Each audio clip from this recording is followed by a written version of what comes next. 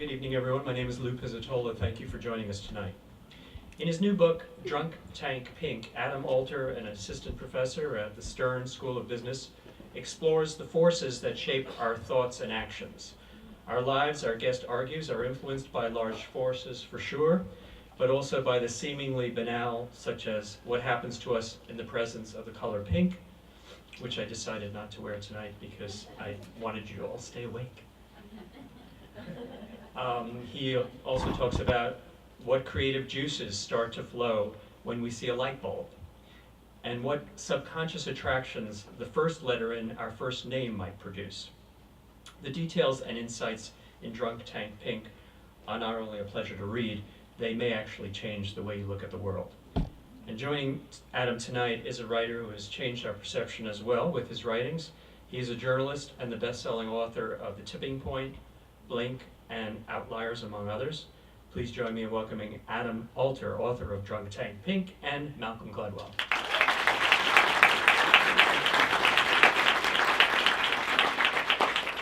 Thank you. Thank so you. we thought we would just chat a bit about Adam's wonderful new book, and then we'll have questions after a while. But I wanted to do this because I think this is a really wonderful book, a thought-provoking book, and in some cases, a disturbing book. And we're not going to, I don't think we should try and summarize it now, but I wanted to bring up one or two, after you've given us a little bit more understanding of the book, I wanted to bring up one or two larger issues that I think come out of the book that are worth keeping in mind if you're going to read it. But why don't you start, Adam? Tell us about Drunk Tank Pink. Sure, so Drunk Tank Pink is a color. It's a pink color, and it's called Drunk Tank Pink because psychologists used it to paint the inside of jail cells, drunk tanks. And they found in the late 70s and early 80s that when they painted these cells Drunk Tank Pink, that people were much calmer after they emerged from the cells. And the effect gained a lot of currency in the early 80s and the mid 80s, and it started to be used in all sorts of different settings. Football coaches started to paint the visiting locker rooms the same color to try and pacify their opposition. And after a while, people started to question whether the effect was real, what was happening. There was a lot of very careful research done looking at why the effect emerged, when it disappeared, what led the effect to come out strongly, what made it weaker. And I thought it was a nice emblem for the book because it came out of nowhere. People could not believe that it had all the effects that it seemed to have, and that's true of so many of the effects that I talk about. Wait, so what do we know about why, first of all, you think the effect is real, do you? I think it might be real. I think the reason why it emerges is maybe not exactly what some of the people who argue for it think. So one possibility is that it's physiological, that there's something about this color. When it hits our retinas, it then interacts with the brain, it produces certain hormones. That's one of the arguments. One piece of evidence in favor for that is that even colorblind people, and I'm colorblind, even we are supposed to show this effect. And there's a little bit of evidence for that. But there's a lot more evidence that suggests that a lot of what's going on is this expectation, that we have an association between the color pink and certain traits, certain kinds of behaviors. And we think of pink as being a sign of weakness, and therefore when we see pink, that weaker behavior comes out. And so we act in a more pacified or relaxed way. I tend to err on that side. I don't think it's primarily physiological. I find that very hard to believe. And I think it's largely about the association. But given that, I do think there's something there. Yeah. Probably some mixture. Is that because I was curious, you start the book with that, and then the book consists of you looking at one example after another of versions of this phenomenon, of ways in which we are being profoundly influenced by things in our environment. And I'm curious whether those do most of the other things you talk about fit that same pattern, that they have some mixture or some unknown and some mixture of physiological and kind of psychological origins. Yeah, I think a lot of the effects are based on association. So that we associate whatever that cue is with some outcome or some other concept, and then that influences us in a way that's congruent with that. A lot of the effects are also biological or physiological. So the weather is a good example. People argue that the color red is a combination. So when we see people wearing red, or when we see someone with a flushed red face, we imagine that they're sexually interested. And so that leads us to be more attracted to them. So if you have someone on a dating website changing the color of their shirt, but otherwise with an identical photo across time, they'll attract many more hits on the dating website when they wear red than any of the other colors. So the argument there is that that red reminds you of the flush of blood that comes to someone's face when they're interested, but you associate that then with their being interested. So there's a physiological component as well. I was curious of all of the, so you give on one of the kind of great things about the book is just how many different corners of the world you explore with this idea. I'm curious, which of all of the variety of versions of this effect do you find the most striking, unexpected? Is there one that kind of has always stuck in your head? There are a few that really strike me. It's like asking me to choose among my children, because I love these effects like they're my children. And I think... You don't actually have children. I don't have children. I don't have children, but I have 9... Like asking you to choose one. It's not, but I have 9 chapters, and each chapter is a baby. But in the intro, I am talking with an academic. I thought we should be specific about these effects. You're right, yeah, that's... So you were doing an imaginary effect. I was. I think some of the reason I hesitate is because some of my favorite effects are name related, and I've done a lot of research on names. So we found that people rise up the legal hierarchy in a law firm more quickly when you can pronounce their names more easily. We found that when you release a stock on the stock market, the ones that have names that are pronounceable or easy to pronounce tend to do better in the first week of trading. The reason I hesitate, I think these effects are fascinating, but there are some other name effects that recently have received a lot of attention in psychology, and people question whether they're real. So I'm a little bit concerned about just focusing on the name effects. If we go to the other end of the spectrum, those are the very narrow effects, the small cues that reside in our heads. That's the way I put it in the book. But at the other end of the spectrum, there are big cues, very big physical cues that are all surrounding. And I think the effects of nature on behavior, cognition, on how we feel and think and react to all sorts of stresses, I think those effects are phenomenal, profound, and very powerful. And I think they are very robust. Yeah. So if people undergo stress, for example, putting them in a natural environment reduces the impact of that stress in profound ways. Mm-hmm. Let's go back to the name effects for a moment.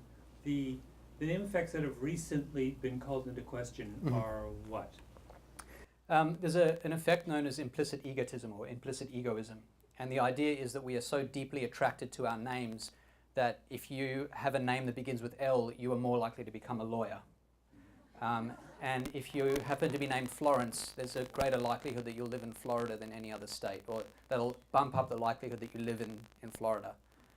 And it's the same with Carolina and so on. And it's supposed to be pervasive. It's supposed to affect all sorts of decisions, from where we live to the jobs we have.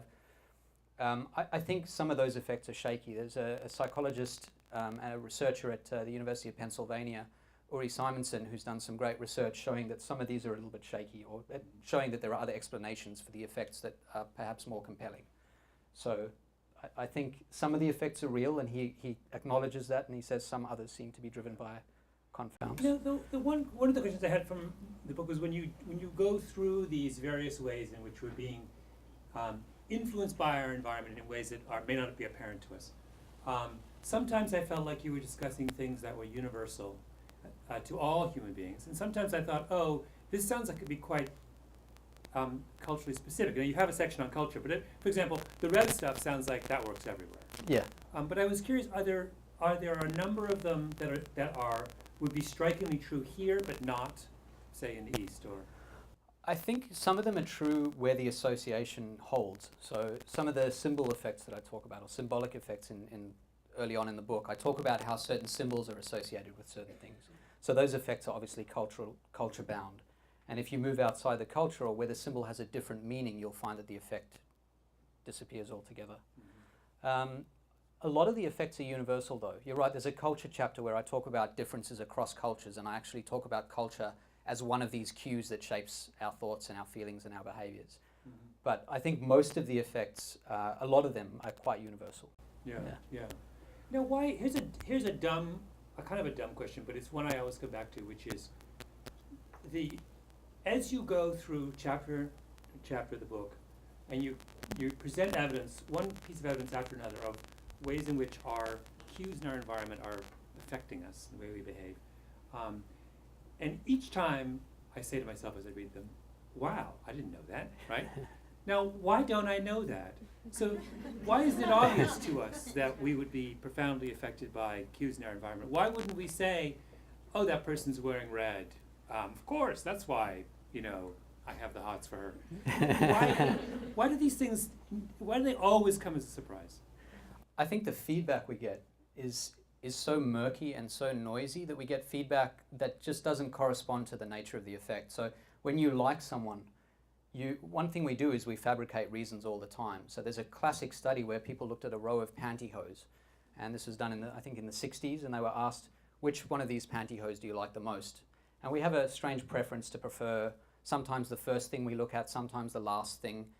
But when you ask people, they almost always chose the pair on the right. When you ask them, they say, I like the one on the right because it's a little more sheer, it seems like it's a little stretchier, it's exactly what I'm looking for in a pair of pantyhose. But they were all the same pair. There was no difference. Well, sheer is what I'm looking for in pantyhose.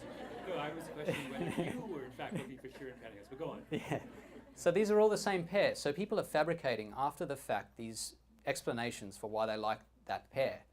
So we're very good at doing that after the fact. And often the explanations or the real forces driving our feelings and our thoughts, the ones that I talk about in the book, are not as obvious, and therefore we layer over that our own explanations that seem more compelling to us. And because the feedback is so noisy, we can do that. And we never ever get correction from the environment. But so here's an example where I had this question, which is this really fascinating part where you're talking about how the language that's used to describe events affects our memory. So this was the one about the with cars. The car, yeah. So wait, tell us that for a minute, and then I'll come back to my question. Yeah, this is a classic effect in legal testimony, in the psychology of legal testimony and eyewitness memory. So people watch a video and they watch a car colliding with another car, or I think there are a number of versions. In one version, the car is colliding with another car. And they're asked all sorts of questions about it after the fact, and that collision is described with different terms. And some of the terms make it sound like it was faster than other terms. So sometimes they're asked, when the car collided with the other car, how fast was it going? At other times they're asked, when the car smashed the other car, how fast was it going? And there are a whole lot of different words. I think there are 5 or 6 variations. Contact was the lightest, the most gentle. It's like the two cars just had a peck on the cheek. And people, when they remember that event, based on the word used, will remember that the cars were going at different speeds. So their estimates of how fast the cars were going are driven by these different words. And also whether there was glass broken. And whether there was glass broken, Yeah, which is yeah. critical for eyewitness testimony. Because obviously when people are remembering the event, if you are trying to sway them as an advocate, you may want them to remember that, or you may want them not to remember that, and you can sway their memory, you can twist their memory. So, but this is where I had the question. So why don't we, when people direct us to remember an event, when they say how fast were the cars going when the cars collided or smashed into each other, why don't we say, wait a minute, don't prejudice my response, use a neutral word? I mean, why isn't that the first thing that comes to mind? I mean, it seems to me really obvious that we know the word smashed into is loaded, right? Right. So why don't we call attention, and why isn't it obvious to us that the use of that kind of loaded language is something that we ought to be protected from? It's a big question in psychology, whether you react against what's being shown to you or whether you assimilate it with your memory. Mm-hmm. And I think often the memory is sufficiently malleable or unclear to you that you are happy to take on that baggage, that new piece of information, and it doesn't sound so egregiously different from what you saw that you say, hang on, that's not right, I'm being swayed here, I'm being manipulated. If you do feel that, then you will get a rebound effect. And so if you do, in the very rare case where you feel that someone is manipulating you, and a courtroom is actually a good place where this does happen sometimes, people are more aware of that, and if you're railing against an argument and you're facing cross-examination, you obviously will get angry if you feel that's happening. But very often, I think there's enough murkiness that instead of railing against it, you take it on board and it just becomes a part of that memory. Yeah. You mentioned courtrooms, and this is a good place to kind of um, to remark on what's sort of disturbing or subversive about the book, which is that's one of, so if we think about all of the ways in which our judgments can be impaired by these environmental cues. So we mentioned one, the language that's used to direct us to an event. You also spend some portion of the book talking about racial effects as well, the inferences that we draw from someone's race without really meaning to. When you start to add, and you have a number of these in the book, when you add them all up, you have to ask yourself, well, is a fair trial as we currently conduct them possible? Based on the way the world works now, Yeah. and based on your definition, what I assume your definition of fairness is, I don't really think so. I think some of the conclusions that you have to draw from some of the studies is no, based on the way the world works. And I think the clearest example of this is there are studies that show that if you look at people who've committed very grave crimes and you look at African American defendants, you can classify their faces according to how typically African American or black they look. And what you find is that the more typically African American they look, the more likely they are to receive the death penalty for exactly the same crime. The only difference here in those cases is the way their faces look. Yeah.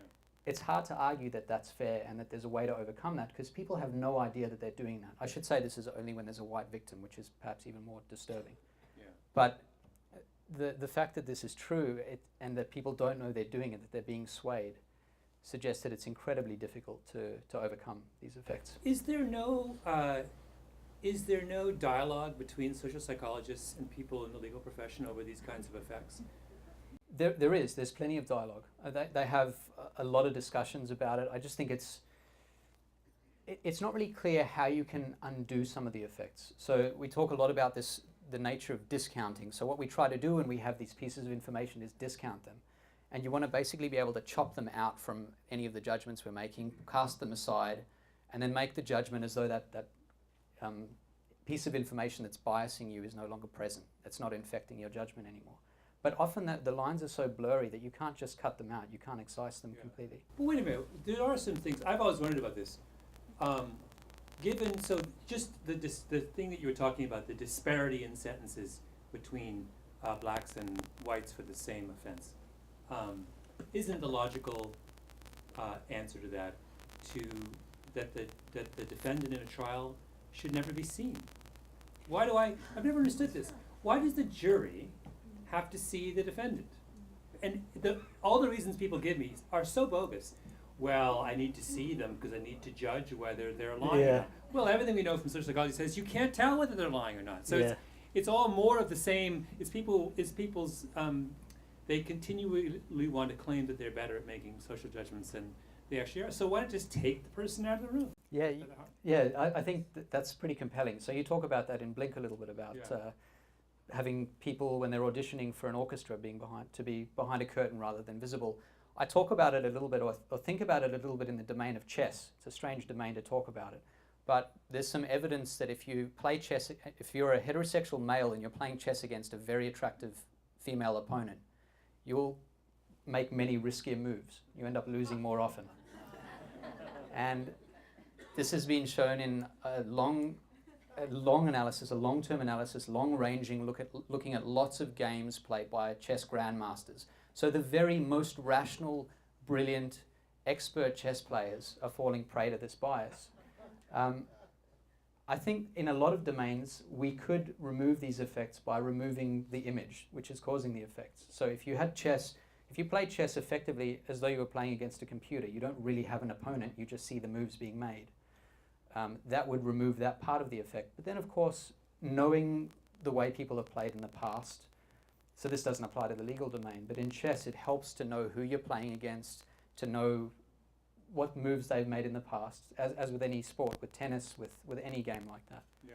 So you don't want to remove that. Maybe you could know who you're playing against without actually seeing them. Yeah. But some of these effects that you've been talking about have been known for some time, and yet it is astonishing how little impact our knowledge of these effects has made on the way the real world operates. Why is that?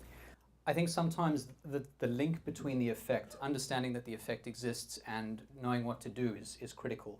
So one of the things I've talked about is we know that when people donate to hurricane aid, after a hurricane, this is one of the name effects that is apparently, even Uri seems to think this one's real, that when you donate to a hurricane, you are likely to donate about 50% more if the hurricane happens to share your initial.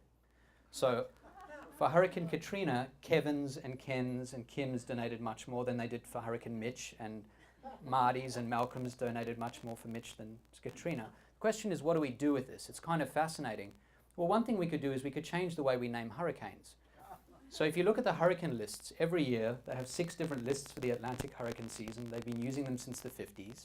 And they cycle down the list from A to, I think the last letter might be a V or a W.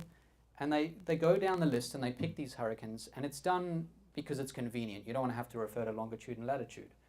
What we could do, though, is look at the demographic makeup of the US and the names and find that maybe the wealthiest people happen to have names that begin with a certain initial, or that there are many more people with M names and A names and J names, and therefore we should name more of our hurricanes M, A, and J names. And I would think that we'd want to name all our hurricanes B and G for Buffett and Gates. Buffett and Gates.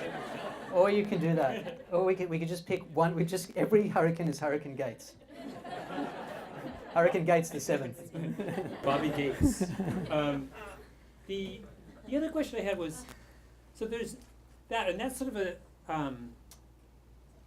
it's always puzzling, this kind of, it's what sort of, the more you get engaged in social psychology, the more frustrating the world becomes, because it fails to sort of live up to your, but the other part of this is, and you touch on this, there's a section, a paragraph that you talk about, in which you talk about this on the end of your book, and I want to read 2 sentences of it. And you're sort of thinking about all the work that you've described, and you say, these studies tell us something profound and perhaps a bit disturbing about what makes us who we are. There isn't a single version of you. When you're surrounded by litter, you're more likely to be a litter bug. When you're walking past buildings with broken windows, you're more likely to disrespect the property that surrounds you, on and on and on. That notion that there isn't a single version of you is the most subversive thing in the book, because, and it's the thing that we cling to.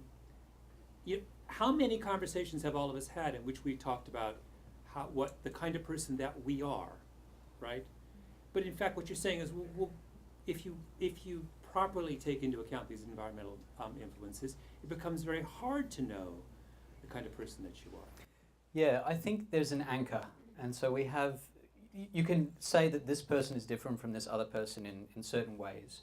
I think what happens, though, is we deviate from that anchor depending on what's going on around us. So there is no single version of you, but you will be different from someone else. It's not like everyone in the presence of litter becomes that same person. I think you all have an anchor and then you deviate from the anchor.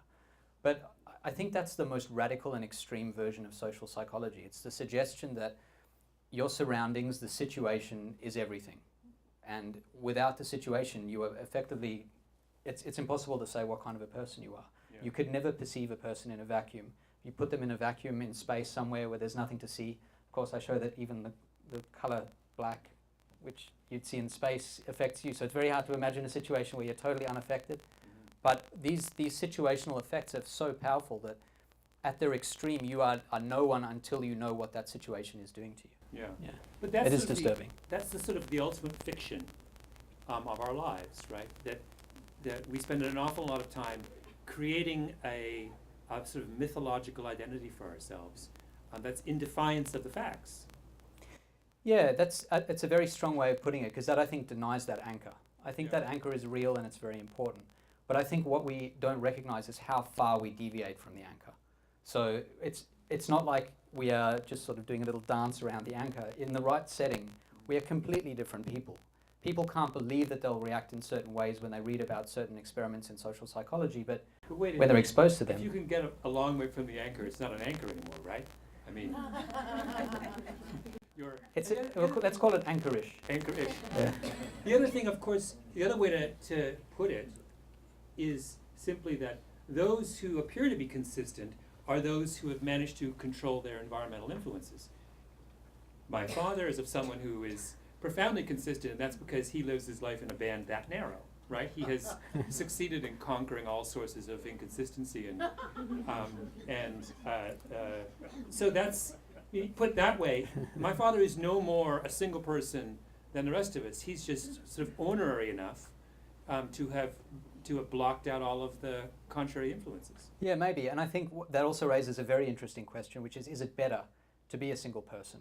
It is unsettling to think that we aren't a single person, but it may also be the healthiest way to be and the happiest way to be.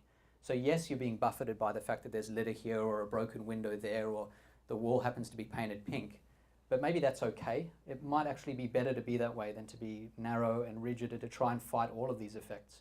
Some of them you can harness in ways that I think make a lot of sense. It's cost-free to change the way we name our hurricanes. You can attract over a decade more than $1 billion in aid, or almost $1 billion in aid more, just by doing that. So why not do it?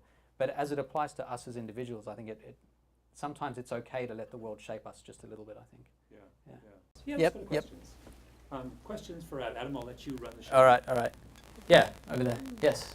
I was wondering, you were talking about how, I guess how race affects how people perceive. Does language, like the type of words people use, also affect? Would you say that it would also affect people's decisions? Like if I were to say do not instead of don't, would that affect?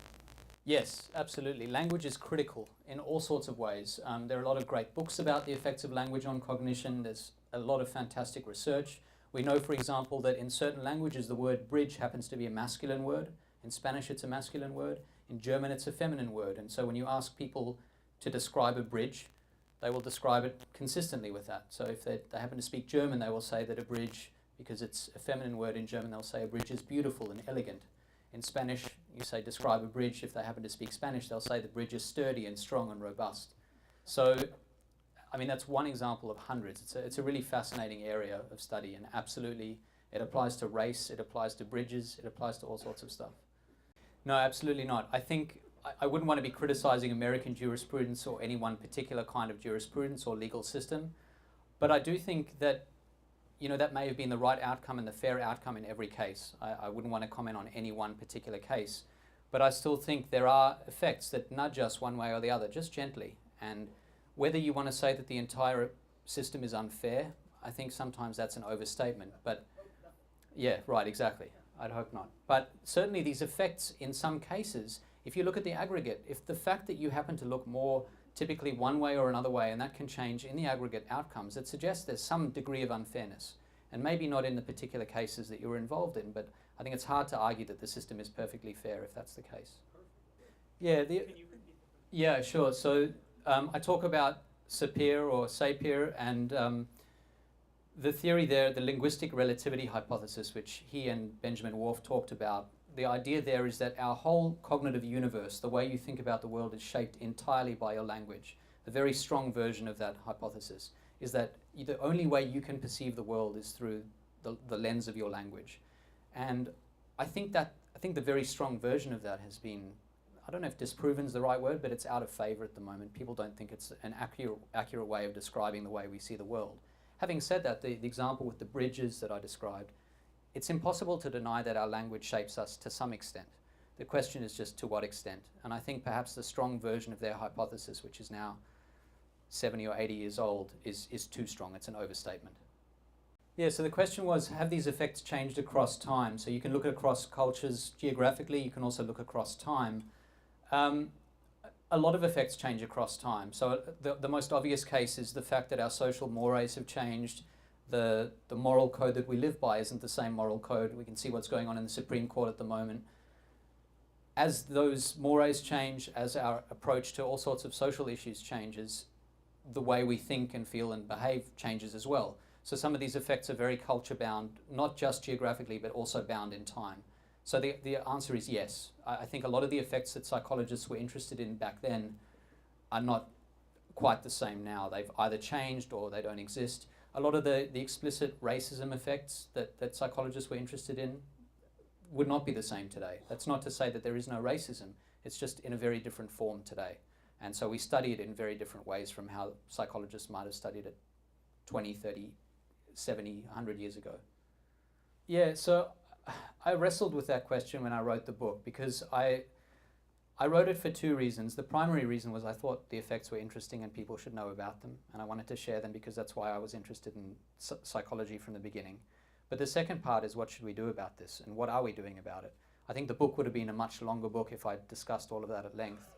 I didn't go into the hurricane naming and how we could attract more hurricane aid in the book, for example. But to some extent, I do discuss it in the book.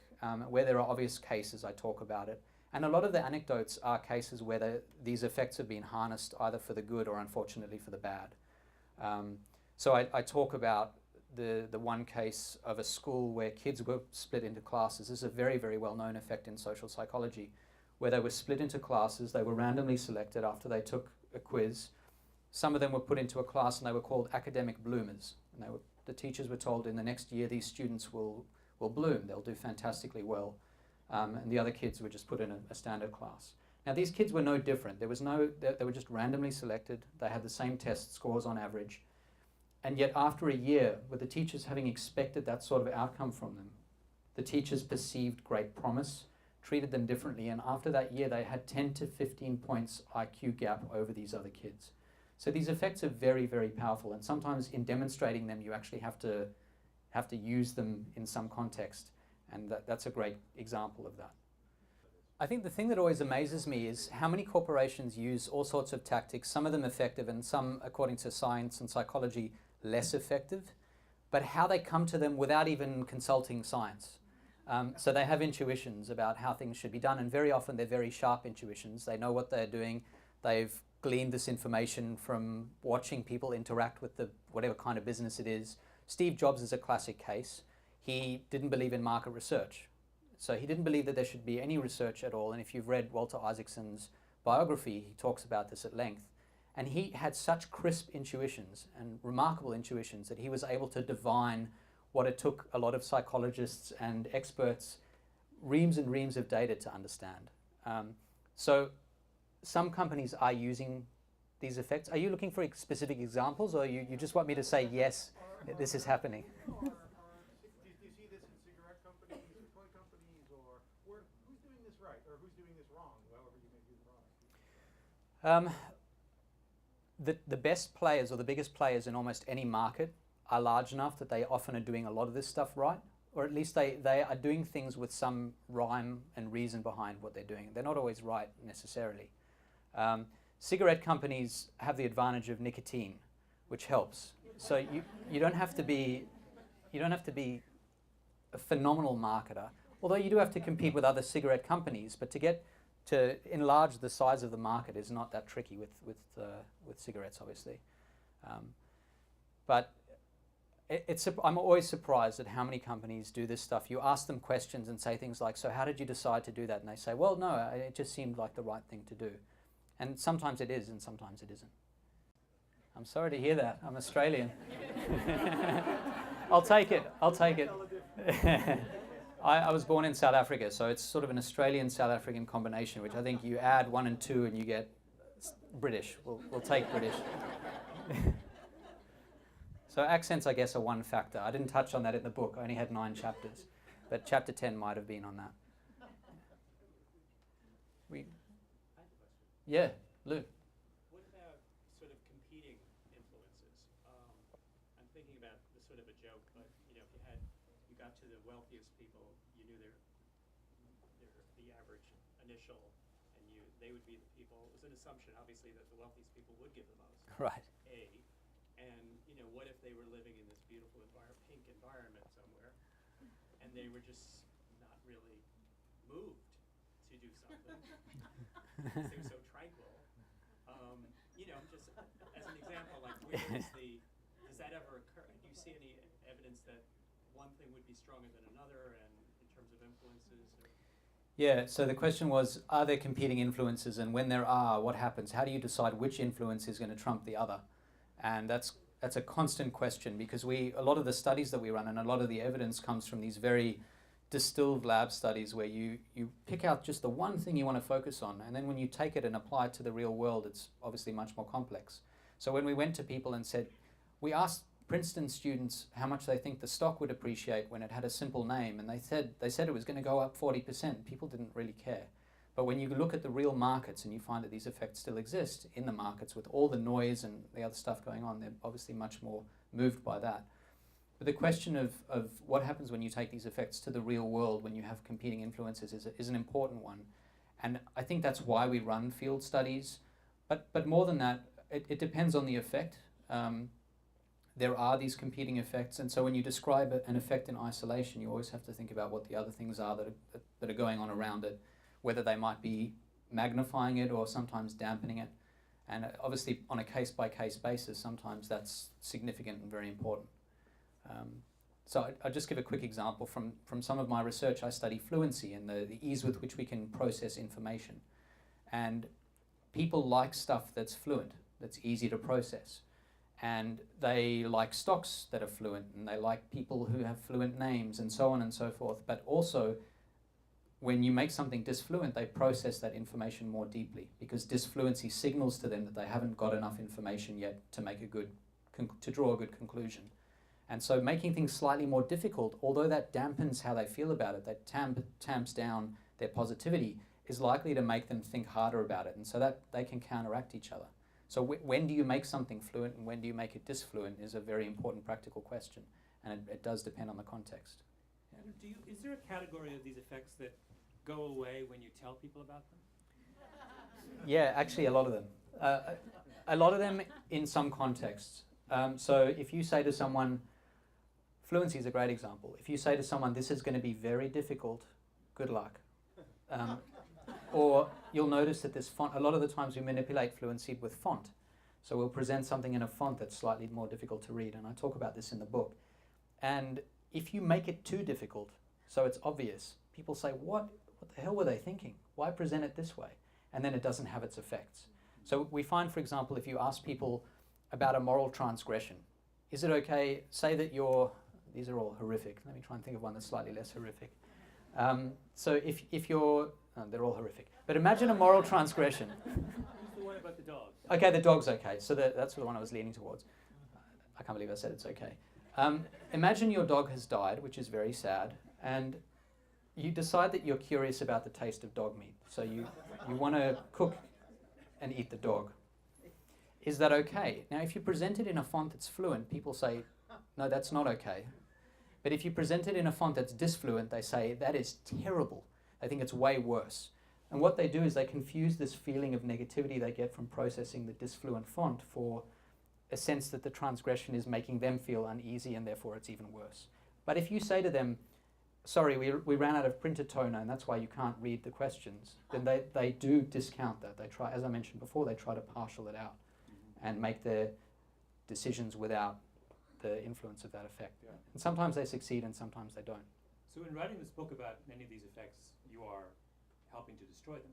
Is there a name for that category of psychology book that reverses the phenomenon as it describes it? Yeah, self-defeating. The self-defeating book. Now that you've all read the book or will read the book, none of these effects exist anymore. As each page that you read makes the previous page irrelevant. That's right. So enjoy. Maybe one or two more? One or two more, yeah. Sure. Do you think that being very aware of situational factors can help people make better decisions, or do you think it can contribute to a learned helplessness of I'm totally the situation's control me? Yeah. So the question was, is it a good thing to know? Are you making better decisions for knowing these effects, or do they just make you, or do you become helpless? Do you recognize that these effects are driving you and you throw your hands up in the air and it's a terrible thing? And I think that's largely a personality question. So some people will respond by saying, this is terrible, I can't believe all of this is happening to me. I think that's an extreme reaction. Other people are mindful of it. And it's funny when I talk to people about the book, some people say, oh, you've just told me about this thing, I'm going to go and run my life this way. I don't really do that. Maybe I should be more careful about these effects, but I don't. I don't do much differently because I've read about them.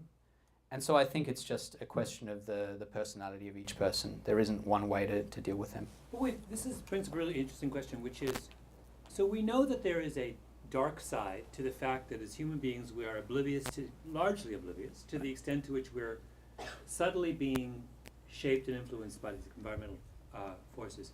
What's the good part of that? Surely there's a reason why we have, or at least a set of reasons why it's probably good to be oblivious to those factors. Yeah, so one explanation or one answer to that is the fact that we still exist despite them, despite all these strange biases, suggests that a lot of them are probably adaptive. So it makes sense. We like we like food that is a certain color. We don't like purple food, for example. There's a good reason. If you were walking around and foraging and you found a purple food, it probably wasn't very good for you. And over time, we learned that information and it was embedded somehow across an evolutionary timescale. And the argument is that a lot of these effects hold for that reason. And the same is true, for example, with people who wear red shirts. Apparently the color red makes you more attractive, as I said earlier. It's possible that people who could detect that and responded to that were responding to someone who was more interested in mating, and therefore their genes were more likely to carry on and so on. So I think obeying some of these effects either is still helpful today, or at least on an evolutionary timescale was once a very helpful approach and an adaptive approach. And so that's the lighter side, I guess. I was going to say something slightly different, which is maybe there's a sense in which our obliviousness is what allows us to do great things, Mm-hmm. right? Yeah, I think to some extent that's true. I think we'd be paralyzed otherwise. And some of these things lead us in serendipitous directions, and they help us do great things. I absolutely believe that. So some of these effects, if we try to counteract them, I think we're preventing some great outcomes from emerging. Yeah. Thank you. Thanks.